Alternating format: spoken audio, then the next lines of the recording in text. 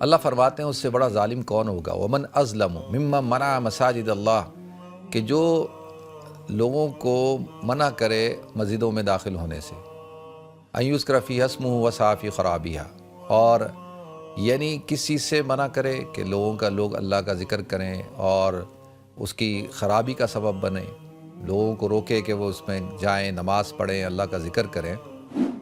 پہلے تو اس چیز کو ہم سمجھیں کہ مسجد کیا چیز ہے، مسجد کا احترام کیا چیز ہے، اور اللہ تعالیٰ نے کیوں اتنی سخت وعید بیان کی، لہم فی الدنیا خزی ولہم فی الآخرۃ عذاب عظیم، کہ ان کے لیے دنیا کے اندر کیا ہے، ذلت ہے، رسوائی ہے، اور آخرت میں بڑا عذاب ہے۔ لیکن مسجد جو ہے اس کا پروٹوکول الگ ہے۔ مسجد کے اندر جو ہے اس کا ایک پروٹوکول ہے۔ سب سے زیادہ پروٹوکول کس جگہ کا ہے، احترام کس جگہ کا ہے؟ مسجد حرام کا، بیت اللہ کا، اور وہاں پر 1,00,000 نمازوں کا ثواب ملتا ہے۔ آپ ایک نماز پڑھ رہے، 1,00,000 نمازوں کا ثواب۔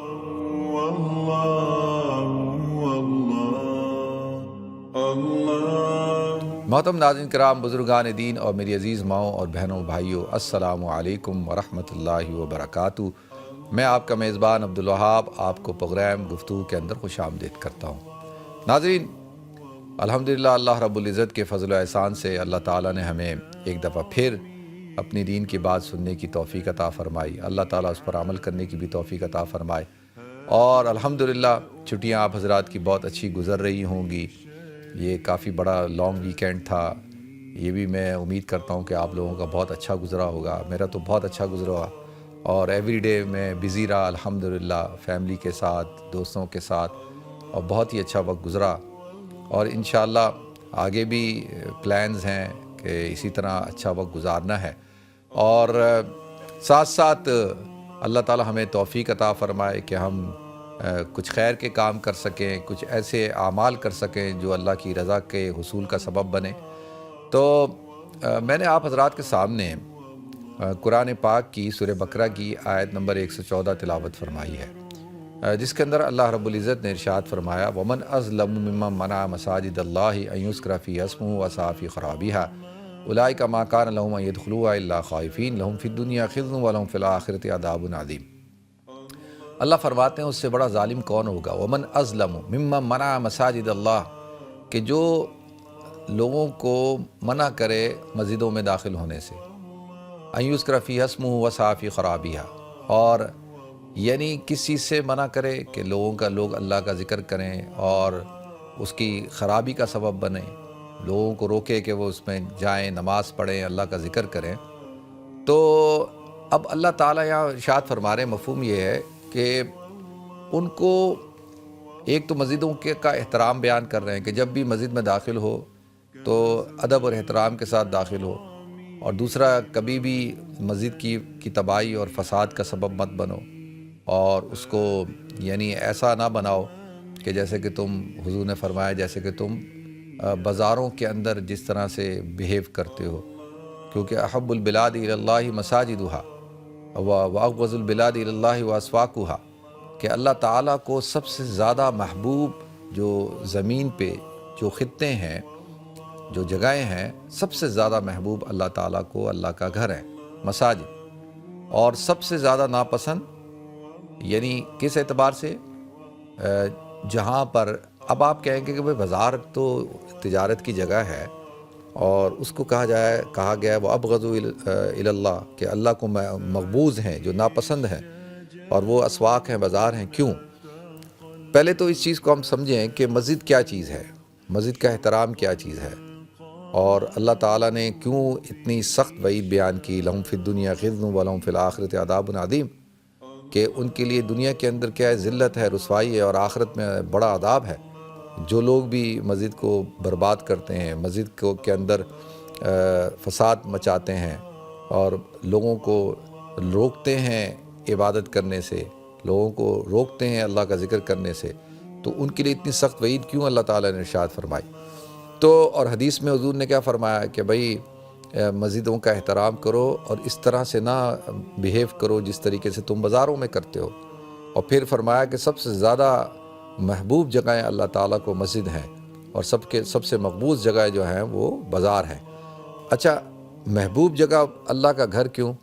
اس لیے کہ جب آپ مسجد میں داخل ہوتے ہیں تو مسجد اللہ کا گھر ہے، اور مسجد کا مقصد کیا ہے؟ مسجد قائم کرنے کا مقصد کیا ہے؟ کہ بھئی آپ وہاں پر عبادت کریں گے، آپ نماز پڑھیں گے، آپ اللہ کا ذکر کریں گے۔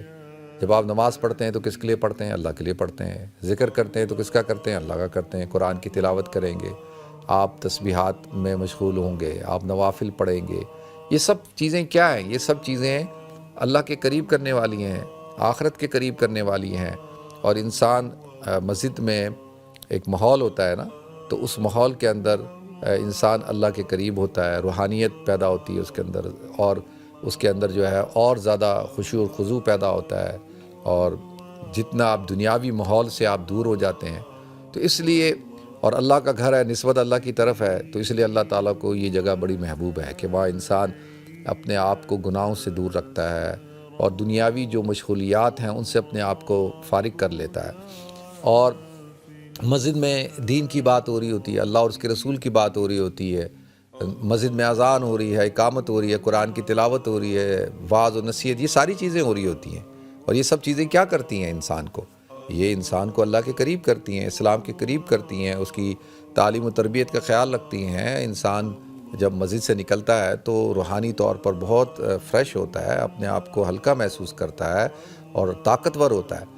اسی طریقے سے آپ جب ایکسپیرینس کر لیں، جب آپ بازار جائیں گے تو بازار میں کیا ہوتا ہے؟ بازار میں گہما گہمی ہوتی ہے، شور شرابہ ہوتا ہے، تاجر چیخ رہے ہوتے ہیں۔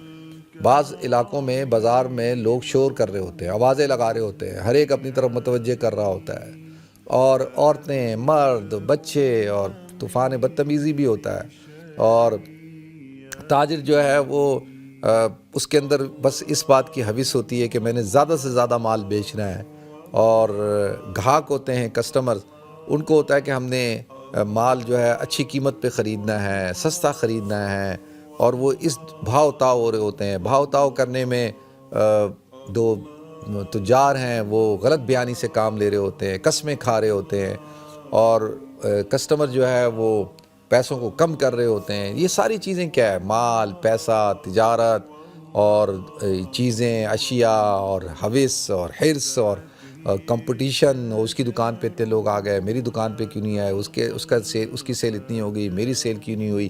تو یہ سارا ماحول اور یہ سب چیزیں کس طرح کے آدمی کو غافل کرتی ہیں؟ انسان غفلت میں پڑ جاتا ہے، انسان دنیا میں پڑ جاتا ہے، انسان جو ہے چیزوں کے اندر پڑا ہوتا ہے۔ بازار میں آپ کو دیکھیں نا، لوگ چیزوں کی طرف ہوں گے، اور پیسے کی طرف، اور بھاؤ تاؤ کی طرف۔ یہ ساری چیزیں بازار کے اندر ہوتی ہیں۔ اور بازار کے اندر کیا ہے کہ جو اس کا جو ماحول ہوتا ہے وہ روحانی ماحول تو نہیں ہوتا۔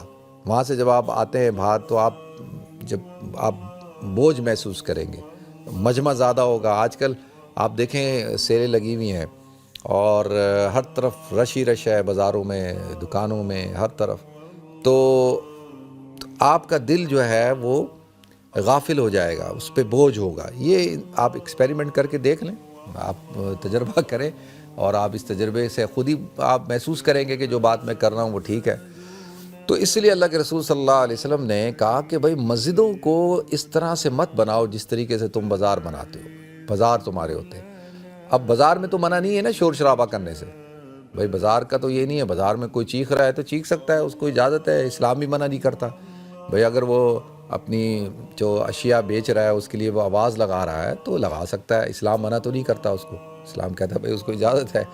اور اسلام نے بس ایک حدود اور قیود بتایا کہ بھائی دھوکہ نہ دو، فراڈ نہ کرو، چیٹنگ نہ کرو، جھوٹی قسمیں مت کھاؤ، ملاوٹ نہ کرو، یہ ساری چیزیں ہیں۔ اسی لیے اس تاجر کا مقام بھی بہت اونچا ہے۔ تو عرض یہ کرنا ہے کہ بازار کا کوئی ایک قانون، کوئی اصول نہیں ہوتا، بس وہاں کا اصول یہ ہے کہ زیادہ سے زیادہ سیل کرنا ہے۔ سیلز مین وہی کامیاب ہے، وہی اسی کی ڈیمانڈ ہوتی ہے جو زیادہ سے زیادہ سیل کر دے۔ بس وہ کہتے ہیں جیسے بھی بیچو، تم نے بیچ دیا بھائی یہی کمال۔ اب وہ ہر طریقہ، ہر ترتیب، ہر چیز اختیار کرے گا۔ تو لہذا وہاں کا کوئی قانون نہیں ہے، اور شور شرابہ، دنیاوی باتیں، پیسہ، یہ وہ۔ لیکن مسجد جو ہے اس کا پروٹوکول الگ ہے۔ مسجد کے اندر جو ہے اس کا ایک پروٹوکول ہے۔ سب سے زیادہ پروٹوکول کس جگہ کا ہے؟ احترام کس جگہ کا ہے؟ مسجد حرام کا، بیت اللہ کا۔ اور وہاں پر 1,00,000 نمازوں کا ثواب ملتا ہے. آپ ایک نماز پڑھ رہے 1,00,000 نمازوں کا ثواب. آپ اندازہ کریں کیوں بھائی؟ نماز تو اللہ کے لیے پڑھی ہے. نماز آپ گھر میں پڑھیں، اپنی لوکل مسجد میں پڑھیں، جامع مسجد میں پڑھیں، ہر اس کے اوپر اسٹیج پہ ثواب الگ ہے نا. اکیلے پڑھنے کا ثواب الگ ہے، جماعت سے پڑھنے کا الگ ہے، مسجد میں پڑھنے کا الگ ہے، جامع مسجد میں پڑھنے کا الگ ہے، اور پھر جو ہے وہ اب بیت اللہ میں پڑھنے کا الگ، مسجد نبوی میں پڑھنے کا الگ، بیت المقدس میں پڑھنے کا الگ. تو کیوں کہ اس کا پروٹوکول زیادہ ہے. مسجد حرم کا، بیت اللہ کا جو حرم ہونے کی حیثیت سے، اللہ کا گھر ہونے کی حیثیت سے، اور ام المساجد ہونے کی حیثیت سے، حرم شریف ہونے کی حیثیت سے اس کا ایک خاص پروٹوکول ہے. تو لہذا جہاں جس جگہ کا جتنا پروٹوکول ہوگا اتنا ہی ادب اور احترام ہوگا. آپ یہ نہیں ہو سکتا کہ آپ پرائم منسٹر پریزیڈنٹ کے گھر چلے جائیں، president house, prime minister house یا کنگ کے پیلس میں چلے جائیں، اور وہاں جا کے آپ شور شرابہ شروع کر دیں، بدتمیزی شروع کر دیں، اور جو ہے چیخنا چلانا شروع کر دیں، اور کسی قسم کی کوئی ترتیب نہ ہو. تو یعنی وہاں پہ آداب شاہی کا خیال رکھنا پڑتا ہے نا. سب کہتے ہیں کہ بھائی یہ کہاں پہ ہو، کس جگہ پہ ہو آپ، اس کا آپ کو احترام کرنا ہے. تو احترام جو ہے وہ اس کا ایک مقام ہوتا ہے نا، کہ کس جگہ پہ کتنا احترام کرنا ہے، کتنا اس جگہ کی رسپیکٹ ہے. تو اسی طریقے سے مساجد کے حوالے سے بھی ہے. اور سب سے بڑی ڈس رسپیکٹ مسجد کی کیا ہے، سب سے بڑا ظلم کیا ہے؟ وَمَنْ أَظْلَمُ مِمَّنْ مَنَعَ مَسَاجِدَ اللَّهِ أَنْ يُذْكَرَ فِيهَا اسْمُهُ أَنْ يُذْكَرَ فِيهَا، کہ سب سے بڑا ظلم کیا ہے؟ اس سے بڑا ظالم کوئی نہیں ہو سکتا جو لوگوں کو مسجد میں آنے سے روکے اور وہاں پہ اللہ کا ذکر کرنے سے، نماز پڑھنے سے روکے. یہ سب سے بڑا ظالم شخص ہے. اب دیکھیں ظلم کی یہ انتہا ہے کہ بھائی مسجد جب بنا دی، اب جب مسجد اللہ کا گھر بن گئی ہے تو وہاں آپ کسی کو روک نہیں سکتے. اور خاص طور پہ یعنی کوئی شخص نماز پڑھنے کے لیے آ رہا ہے، تلاوت کرنے کے لیے آ رہا ہے، ذکر اذکار کرنے کے لیے آ رہا ہے، تو آپ اس کو کیسے روک سکتے ہیں؟ تو آپ اس کے اوپر پابندی نہیں لگا سکتے. جیسے ہمارے یہاں مسجدوں میں کیا ہوتا ہے، ہر مسجد میں، ہر بڑی مسجد میں مسائل ہیں کمیٹیوں کے. اب کمیٹیوں کے ایشوز ہوتے ہیں. کمیٹیوں کے ایشوز اگر مسائل ہوں، یعنی ایشوز کے اوپر، جو یہاں پر تو جو ہے وہ معاملات یعنی پرسنلائز ہوتے ہیں، بس آپس میں جھگڑا ہو جاتا ہے کمیٹیوں میں، افراد کا آپس میں مفادات کا جھگڑا ہے.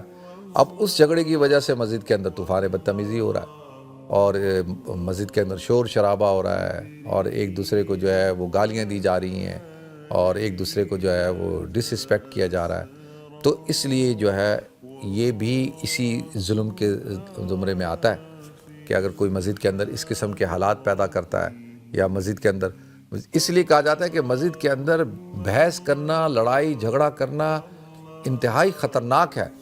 لہم فی الدنیا خزی، یہ جو آیت ہے نا آگے والی، ان کے لیے اللہ تعالیٰ نے دنیا کے اندر ذلت رکھ دی ہے، رسوائی رکھ دی ہے. آپ نوٹس کیجئے گا، وہ لوگ جنہوں نے مسجد کے اندر فساد کھڑا کیا، جو مسجد میں چیختے ہیں، چلاتے ہیں، ڈس رسپیکٹ کرتے ہیں، بیان ہو رہا ہے، تقریر ہو رہی ہے، کھڑے ہو جاتے ہیں اور شور شرابہ کرتے ہیں، آپ دیکھیں کہ اللہ تعالیٰ ان کو دنیا میں ہی رسوا کر دیتا ہے. اللہ تعالیٰ دنیا میں ان کو ذلیل کرتا ہے. یہ کیوں کہ انہوں نے اللہ کے گھر کی عزت کا خیال نہیں کیا. جو اللہ کے گھر کی عزت کا خیال نہیں کرے گا تو اس کی تو عزت ختم ہو جائے گی. آخرت کی بات تو ہے، اللہ کہتا ہے آخرت میں نے جو عذاب تیار کیا ہوا، لیکن دنیا میں وہ ذلیل و رسوا ہوگا. اسی طرح جو بیت اللہ کو ڈس رسپیکٹ کرتا ہے، اگر آپ وہاں بیت اللہ میں جاتے ہیں اور بیت اللہ کو، حرم شریف کو ڈس رسپیکٹ کرتے ہیں کسی بھی حوالے سے، دیکھیں دلوں کا حال کو تو اللہ جانتا ہے نا، کہ وہاں پہ آپ اس وقت لوگ جا رہے ہیں اور یعنی عجیب قسم کی حرکتیں کر رہے ہوتے ہیں، تصویریں کھینچ رہے ہیں، ویڈیو بنا رہے ہیں، اور پھر بدتمیزیاں کر رہے ہیں اور مذاق کر رہے ہیں، اور اس کو پکنک اسپاٹ بنایا ہوا ہے، اور کوئی رسپیکٹ نہیں ہے. تو پھر وہ تیار رہیں. اللہ تعالیٰ، کیونکہ ایک شخص آپ کے گھر میں آئے اور آ کر آپ کے گھر میں آ کے آپ کو رسپیکٹ نہ دے، اور آپ کو عزت نہ دے، آپ کے گھر کو عزت نہ دے، آپ کے گھر والوں کو عزت نہ دے، اور اس کا رویہ ٹھیک نہ ہو، اس کا بیہیویئر ٹھیک نہ ہو، تو آپ کیا کریں گے؟ آپ تو اس کو نیکسٹ ٹائم گھر میں گھسنے نہیں دیں گے. آپ کہیں گے کہ یار اس شخص کے اندر تو تمیز نہیں ہے, اس کو تو آداب کا نہیں پتہ کہ کس کے مہمان بننا ہے تو کیسے بننا ہے, تو اللہ کے گھر کو کوئی اس کی بے حرمتی کر دے. یہ میں ظاہری معنی بتا رہا ہوں, ظاہری طور پر. ویسے تو اس آیت کا جو پس منظر ہے وہ تو دیکھیں, اس کا شان نزول ہے وہ کیا ہے کہ ایک تو علماء نے کہا کہ جب حدیبیہ کے موقع پر جب مشرکین مکہ نے ظلم کیا یا حضور اکرم صلی اللہ علیہ وسلم کو روک دیا کہ بھئی آپ حرم نہیں آ سکتے, آپ عمرہ نہیں کر سکتے, تو حضور کو پھر بعد میں اگلے سال آنا پڑا. تو یہ کتنا بڑا ظلم تھا کہ آپ نے حضور اکرم صلی اللہ علیہ وسلم اور صحابہ کرام کو روکا کہ وہ آ کے طواف کریں, عبادت کریں اللہ کے گھر کے اندر. تو یہ کتنا بڑا ظلم ہے. اور اس سے پہلے جو ہے جب بیت المقدس کو ڈھایا گیا اور اس کو ڈسٹرائے کر دیا گیا, اور کس طریقے سے ہوا اس کا پس منظر کیا تھا کہ جب حضرت یحییٰ علیہ السلام کو, پہلے تو حضرت زکریا علیہ السلام کو شہید کیا گیا, پھر حضرت یحییٰ علیہ السلام کو شہید کیا, تو اس وقت کے جو نصارہ تھے انہوں نے یہ فارس کے بخت نصر جو تھا اس کے کو ریکویسٹ کی اس کے ساتھ مل کر کہ بھئی ان کو سبق سکھایا جائے اور بدلہ لیا جائے. تو وہ اس بدلے کی آڑ میں بیت المقدس کا جو ہے وہ اس کو ڈسٹرائے کر دیا گیا, اور کس طریقے سے وہاں قتل عام کیا گیا اور لوگوں کو روک دیا گیا کہ وہ اس گھر میں آ کے بات کر. کتنے سالوں تک ایسا رہا, تو اور یہ سلسلہ چلتا رہا. تو لہذا وہ بھی ایک بہت بڑا ظلم تھا. اور پھر جس طریقے سے مشرکین مکہ نے کیا, یہ بھی بہت بڑا ظلم ہے. اور اب جو ہم لوگ کرتے ہیں, ہماری جو کمیٹیوں کے اندر جھگڑے ہو جاتے ہیں, آپس میں جھگڑے ہوتے ہیں, ایک دوسرے کو پھر روک دیتے ہیں کہ بھئی تم مسجد میں نہیں آ سکتے, تم نہیں آ سکتے, وہ نہیں آ سکتا. تو اس قسم کے جو ہے وہ قانون بناتے ہیں اور لوگوں کو منع کرتے ہیں. ہاں کوئی اگر شخص ہے جو شر پسند ہے, جس کا کام ہی شر پسندی ہے, جو مسجد نہیں نماز پڑھنے کے لیے نہیں آتا, وہ وہاں پہ سیاست کرنے کے لیے آتا ہے اور وہاں پر جو ہے ماحول خراب کرنے کے لیے آتا ہے, تو بالکل ٹھیک ہے, انتظامی طور پہ آپ کر سکتے ہیں نا, کیونکہ ایک شخص ہے وہ تو سدھرنے کا نام نہیں لے رہا, وہ آتا ہے مسجد کا ماحول خراب کرتا ہے, تو اس کے لیے تو ٹھیک ہے, جائز ہے. لیکن عام طور پہ اب میں آپ کو بتاؤں, پچھلے دنوں کی بات ہے کہ میں راستے میں نماز کے لیے رک گیا جب یہاں آ رہا تھا, تو ایک شخص تھا وہ مسجد میں جا رہا تھا نماز پڑھنے کے لیے, تو اس کے جو ہے نا جسم پہ وہ ٹیٹوز بنے ہوئے تھے. تو دوسرا ایک شخص تھا, اس نے عمامہ باندھا ہوا تھا, شکل صورت سے کوئی ماشاءاللہ کوئی دیندار آدمی لگ رہا تھا. وہ اس کے ساتھ لڑ رہا تھا, بحث کر رہا تھا کہ جی تو اندر نہیں جا سکتا یہ. تو میں بڑا حیران ہوا, میں نے اس سے پوچھا بھئی کیا ہوا؟ تو وہ دوسرا بندہ کہتا ہے جی میں مسجد میں جانا چاہتا ہوں, یہ مجھے اندر جانے نہیں دے رہا, یہ روک رہا ہے, کہہ رہا ہے تمہارے جسم پہ ٹیٹوز بنے ہوئے ہیں. اور تو میں نے اس کو کہا کہ تم مسلمان ہو؟ اس نے کہا میں مسلمان ہوں. تو میں نے کہا یار پھر؟ تو کہتا ہے کہ پھر کیوں مجھے نہیں جانے دے رہا؟ تو میں نے اس کو کہا بھائی تم کیوں نہیں جانے دے رہے اس کو, تم کون ہوتے ہو اس کو روکنے والے؟ تو یہ قرآن کی آیت پڑھی میں نے, وَمَنْ أَظْلَمُ مِمَّنْ مَنَعَ مَسَاجِدَ اللَّهِ, میں نے کہا یہ آیت پڑھو. تو ایک شخص جب نماز پڑھنے کے لیے آ رہا ہے, اللہ کا ذکر کرنے کے لیے آ رہا ہے, تو آپ اس کو روک نہیں سکتے, آپ کو کوئی حق نہیں پہنچتا, کیونکہ مسجد کا کوئی مالک نہیں ہوتا. تو عرض یہ کرنا ہے کہ اللہ تعالیٰ نے ہم مسلمانوں کو جو سب سے بڑی جو چیز عطا کی ہے نا, وہ ہے دیکھیں ادب اور احترام, وہ ہے رسپیکٹ, عزت, اور لوگوں کی عزت, جگہوں کی عزت, اور اللہ کے گھر کی عزت. اسی لیے اب اگر کوئی شخص زور زور سے قرآن پڑھ رہا ہے, اب نماز کا وقت ہے اور اذان ہو چکی ہے, لوگ آئے ہیں, آ گئے ہیں مسجد کے اندر, اور مسجد میں کوئی قرآن کی تلاوت کر رہا ہے اور کچھ لوگ نماز پڑھ رہے ہیں, سنتیں پڑھ رہے ہیں. اب یہ شخص زور زور سے قرآن کی تلاوت کرنا شروع کر دے, یعنی بالجہر, تو فقہا کہتے ہیں کہ اس شخص کے لیے جائز نہیں ہے کہ زور سے قرآن کی تلاوت پڑھنا, کیونکہ اس کی وجہ سے دوسرے لوگ ڈسٹرب ہو رہے ہیں. تو بھائی کرنی ہے آہستہ آواز میں کرو. اب اگر کوئی آیا قرآن کی نماز پڑھ رہا ہے اور آپ نے زور زور سے ذکر کرنا شروع کر دیا, ذکر بالجہر شروع کر دیا, تو اب آپ کے لیے جائز نہیں ہے کہ بھائی اس کو ڈسٹریکٹ ہو جائے گا. نماز سب سے بڑی عبادت ہے, اور ایک شخص ابھی نماز پڑھ رہا ہے تو آپ اس کو ڈسٹریکٹ کر رہے ہیں. یہ آپ کا کام نہیں ہے کہ اتنی زور زور سے ذکر کرنا, کوئی آدمی کہے یار میں تو اللہ کا ذکر کر رہا ہوں، بھائی اللہ کا ذکر کرو، آہستہ کرو، ذکر جہری بھی ہے، ذکر خفی بھی ہے، قرآن کی تلاوت زور سے بھی ہوتی ہے، آہستہ بھی ہوتی ہے، آہستہ کرو، لوگوں کو ڈسٹرب مت کرو۔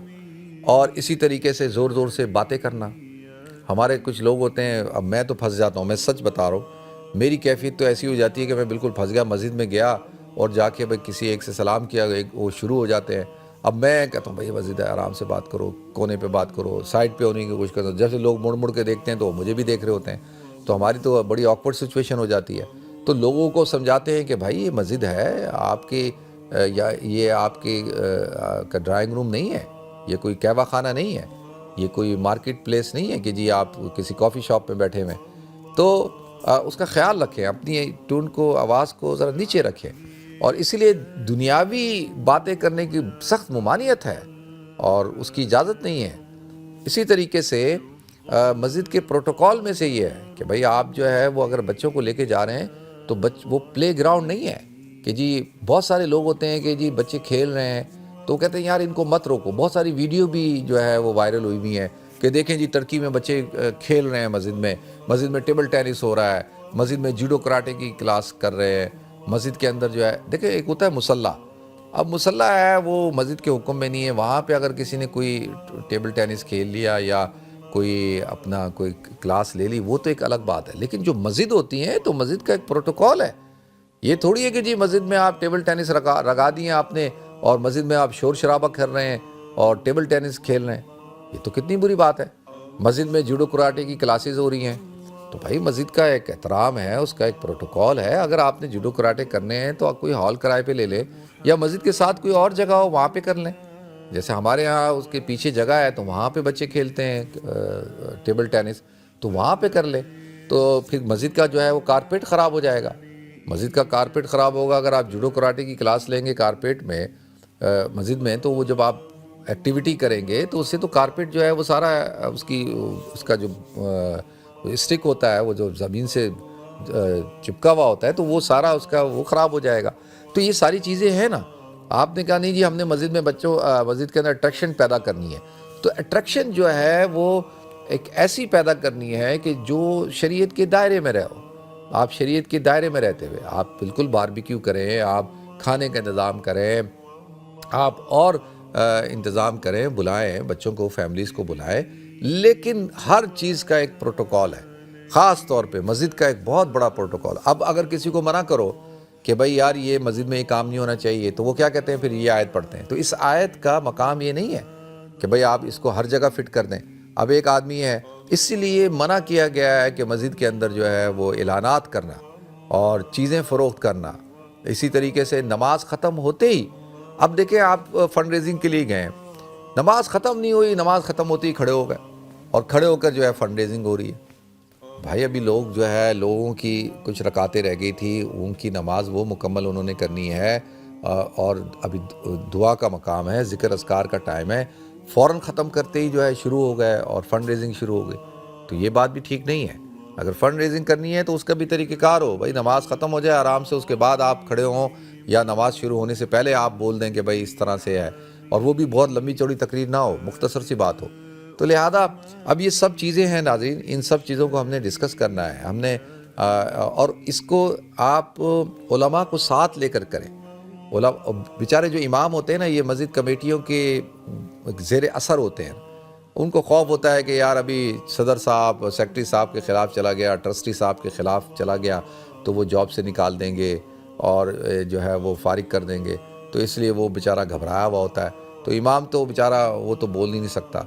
تو لہذا خود سوچنا چاہیے کہ بھائی جو چیز شریعت کے دائرے کے اندر ہے اسی چیز کو اختیار کیا جائے، اور اس کو ایک پلے گراؤنڈ نہیں بنانا چاہیے۔ یہ جو پلے گراؤنڈ بناتے ہیں نا تو یہ طریقہ کار ٹھیک نہیں ہے، اس سے اور پھر اس کو یہ ہوٹل کی طرح بھی نہیں کر لینا چاہیے، مسافر خانہ بھی نہیں بنانا چاہیے کہ بھئی آپ اب جماعتیں ہیں ٹھہر رہی ہیں مسجد میں تو بھائی اس کا ایک پروٹوکول ہونا چاہیے نا، آپ نے کہیں آرام کر رہے ہو تو اعتکاف کی نیت کرو، اور پھر جو ہے وہ آپ بستروں کو جب اٹھیں تو اپنے بستر سائڈ پہ رکھیں، اپنے برتن سائڈ پہ رکھیں، آپ جو ہے وہ یہ نہیں کہ بستر بکھرے ہوئے ہیں، برتن بکھرے ہوئے ہیں، آپ جگہ جگہ اپنے چارجر لگائے ہوئے ہیں اور اپنے فون چارج کر رہے ہیں، تو یہ آپ کیا شریعت میں یہ جائز ہے کہ پرسنل معاملات کے لیے آپ مزید کی بجلی کو استعمال کر رہے ہیں. تو یہ بہت ساری چیزیں ہیں ناظرین، ان سب چیزوں کو ہمیں ڈسکس کرنا چاہیے. اللہ تعالیٰ مجھے آپ کو ہم سب کو عمل کرنے کی توفیق عطا فرمائے.